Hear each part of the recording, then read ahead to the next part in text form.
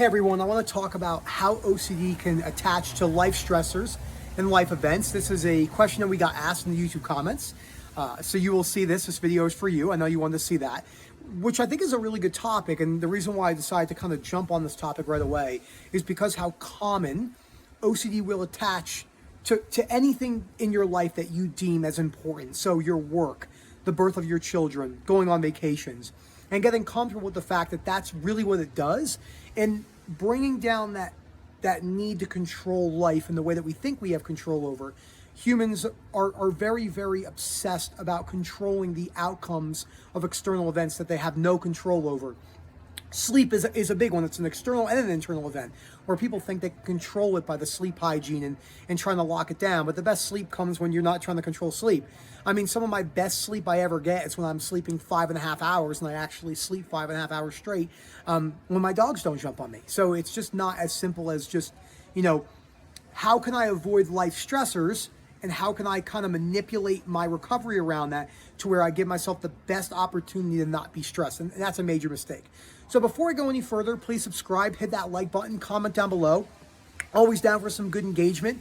But pause the video right now if you want and comment down below on some of the life stressors that you struggle with. And that could be a wide range, all the way from your career to vacation to family members passing away, like how my father passed away coming up on 5 years ago, which is mind-blowing to even think about, I have not spoke to my father in almost 5 years.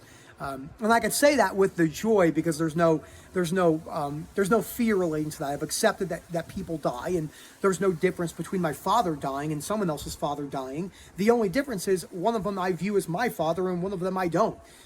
That's a very philosophical outlook that took me a very long time to develop. Not easy to develop, but it is possible. So when you're going through OCD and anxiety recovery, one of the number one things that OCD and anxiety tries to do is attach itself to stressors in your life, things that you don't want to experience, stressors that you don't want to experience. So the main categories are work, relationships, not just our OCD, yes, our OCD, but just relationships in general, birth of children, vacations, and moving, and moving is a big one too. So what people will do is they'll try to keep themselves a little windy. Sorry about that. We got the fall weather. What people will do, they will try to control these things so they get inside these really strict routines where they won't kind of venture out into trying something new. They might not try a new instrument. They might not go to a new restaurant because they believe that they have they might go to the same restaurant over and over and over again because they're trying to control the outcomes. They get the same foods over and over again. I can't remember who it was. It was someone really famous. They were saying how, I think it was Tom Brady's wife, was saying how I've eaten the same breakfast every single day for 25 years. And that's not good. That's not a good thing. That's not bragging. That's not worthy of bragging rights. That's a control thing. It's a control thing. And then it goes down the route of, no, I really enjoy it. I really like it. Well, try something else for a week. No. You're getting me off my routine. Yeah, but you don't need to be on the routine. No. It's like that control that we all have, where anytime anything kind of pops up in my day, before this was a great example. This will be a great, the person who asked this question. So I am very structured and routine based, and I had to get away from attaching the certainty on those structures and the routine and those routines because my OCD just went haywire with that. So earlier today, I've been watching this finance series where I take notes on it, and it's 10 episodes. And Erica came in to my perceived interruption like 4 times. And when she came in the 4th time, she was like, "I'm so sorry." And I was like, "It's completely okay. There's far worse things out there than you just, cutting me off." Because something as simple as that will jack up the way you feel so quickly, like in that moment of 0 to 100, that people think in a matter of seconds, they get so angry, so overwhelmed, the fear of being overwhelmed, and it kind of just takes over them, and that's when the OCD has a field day. Now, work is another one as well. Okay, so what are the realities about work? Okay, so number one, if you're an employee, then this goes both ways. I'm just using this particular example. If you're an employee, you're not going to have everything you want. That's not how it works. It's the vision of the company that the company has substantiated from getting the money to start up, taking all the risk. When you're working at a company, you're just working there and you don't have any skin in the game, there's not really a lot of risk. Okay? Yes, if you're a surgeon, like I could see those things, but I'm just talking about in the general sense of being an employee. So when you are an employee, and because the risks aren't as substantial as the owner of a business, what tends to happen is people can become very comfortable in those situations. You know, they're like, oh, I have these projects I have to work on, and they live in that kind of like safer environment. The reason why people don't venture out into managerial positions and entrepreneurial positions is usually because of the discomfort that comes along with the unknown. Take me for an example, okay? Take me for an example. In my line of work, everything falls back on Eric and I. Everything. If my employees don't do what they do and it makes the company look bad, it makes us look bad. That's something that you have to accept.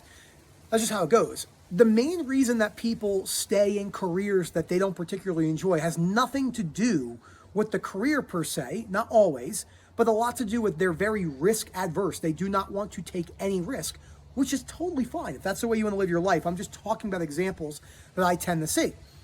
It doesn't mean, make an immediate change and go out and start a business tomorrow. That's not what I'm talking about. When anything crops up at work that you're unexpecting, like a deadline or a routine, just be prepared for OCD to kind of go towards that. That's one of the main things it does. It really will go towards that. Did you just hear the dogs in the back? Did you just hear them go crazy? I'm in the front yard and I can hear them chasing squirrels. That's how crazy they are. Children. I'm going to lump together children and moving in with someone new. So let's say you're with someone and you want to having children is a huge life event. Okay, it's a major life event. Time commitment, money that has to be spent, potential, all the things that could go wrong. I mean, you have a life you have to look over. If you're not doing that correctly, things can go wrong. So it's a very good way for OCD to kind of attack in there. So the compulsions that might be present with that is flat out avoiding having children, okay? Leaving a relationship, constantly arguing, constantly searching on Google about, like, am I a good person? If I have these particular fears, should I have kids? I don't know if I'll be able to handle having children. The fear of being overwhelmed and being tired. Moving in is very similar. Not moving in with someone, leaving a relationship, looking for the comfortable way out.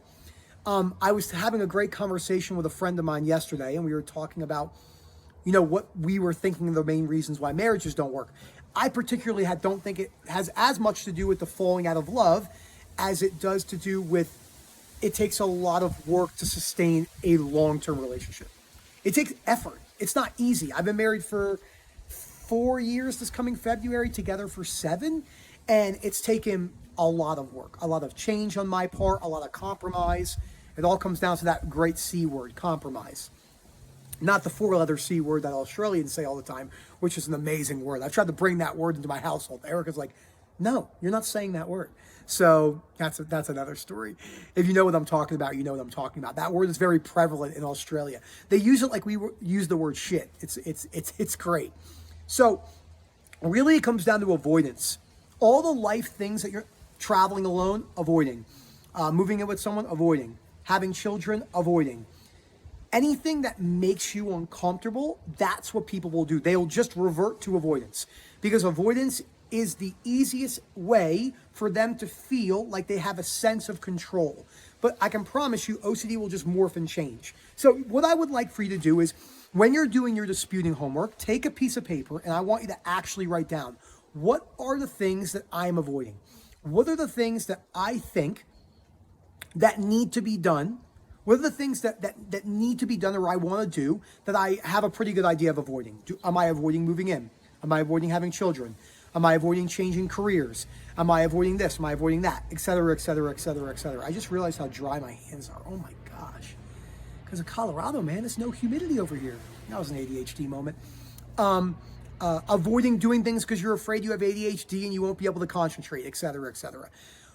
When I am working with someone one-on-one coaching, one of the homework assignments I give them is to write down 10 to 20 things that they're doing that they think that they're doing incorrectly. So Those are avoidance behaviors and compulsions, which are basically the same thing. Are you self-reassuring yourself all day long to get yourself out of feeling discomfort and stuff like that? I hope you guys enjoyed this video. I kind of just turned this video on and wanted to talk about it. But really the main things, Erica's leaving the garage. Let's see. Let's see where she's going. Let's go find her. Look at her. She doesn't even see me. Bye. She's like, what are you doing? Erica with those dimples, man. She got those dimples. So yeah, those are really the main things to talk about. And these types of videos are just fun. I mean, a lot of people who come into me and I meet with different people in different sectors and with OCD recovery and not, and there's so much nonsense out there about like, you know, you can only make videos at this time. You have to be always prepared. Sometimes I'm more prepared and sometimes I'm not. It doesn't have to be that strict in that sense. It's just content. It's just helping people, figuring what they want, making the content. Some things are more scripted, some things are not. Free-flowing ideas.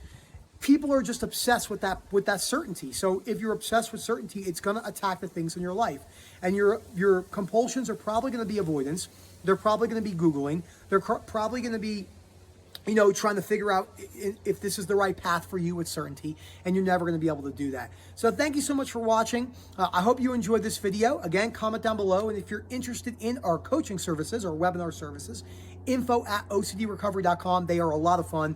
We have a great one coming up today on October 18th. We have our OCD coming up. We have harm OCD, existential. We're probably going to do some finance ones and school ones again, because a lot of people, that's another great one, school and financing. You know, how do I get certainty on my grades? How do I know if I'm in the pass or not? Should I go to uni because I'm too scared? I don't want to look at my bank account because I'm too afraid of seeing decreased numbers, etc., etc. Look at the things you're avoiding, go from there, systemize it, bring it backwards, bring down your compulsions, and I'll see you soon. Have a good one, guys.